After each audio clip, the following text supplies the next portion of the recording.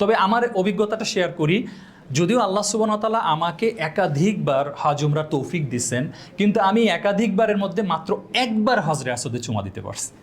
ঠিক আছে, কিন্তু যেই একবার পেরেছি ওই একবার আমার আসলে টার্গেটও ছিল না, আমি বহুবার টার্গেট করছিলাম, একবারও পারি নাই।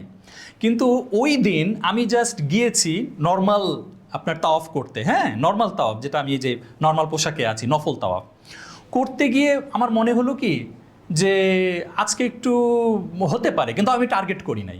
আমি জাস্ট স্বাভাবিকভাবেই হজরে আসওয়াদের দিকে হেঁটে আগাচ্ছি, যে ওখানে গিয়ে চুমু দিয়ে আমি শুরু করব তাওয়াফ। যখন আগাচ্ছি তখন দেখলাম অলরেডি আরও পেছন থেকে অনেকে এসে এবার পুশ করা শুরু করছে, মানে এখন আমার পক্ষে আর বেরিয়ে আসাও সম্ভব নয়।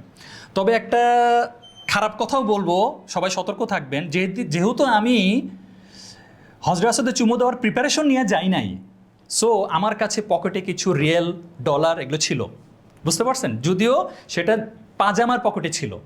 ওকে, আমি কিন্তু জুব্বা পরা। যখন ওই ভিড়ের মধ্যে চলে গেছি আমি স্পষ্ট দেখলাম সামবডি আমার পকেট হাতানোর চেষ্টা করতেছে। বুঝতে পেরেছেন? আমাদের সবার মনটা নরম, আমি জানি এই কথাগুলো অনেকের বিশ্বাস হবে না, কিন্তু বিলিভ মি, কাবাঘর থেকে 10-15 হাত দূরেও দাঁড়িয়ে ডাহা মিথ্যা কথা বলার লোক আপনি পেয়ে যেতে পারেন। বুঝতে পারছেন?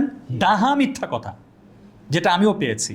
হ্যাঁ, একদম অকপটে মিথ্যা কথা বলে দিবে, আমার বউ বাচ্চা হারায় গেছে, আমার বাচ্চা হারায় গেছে, সকাল থেকে খুঁজে পাচ্ছি না, আমি পুলিশের স্টেশনে গেছি, এগুলো সব কিন্তু মিথ্যা কথা।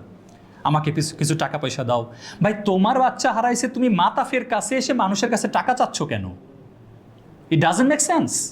বুঝতে পারছেন? তো যাই হোক, আমি যখন দেখলাম সামবডি আমার তো পকেট চেষ্টা করতেছে, যদিও সেটা পাজামার পকেটের উপর জুব্বা, সে পারতেছে না, আমি তখন আমার হাত ওদিকে দিয়ে আমি সেই হাতটা সরাই দিছি, এবং আমার কারণ আমার ডলার আর রিয়েল ছিল, ঠিক আছে, কারণ ওটা ছাড়া তো আবার আমি পরে বিপদে পড়বো।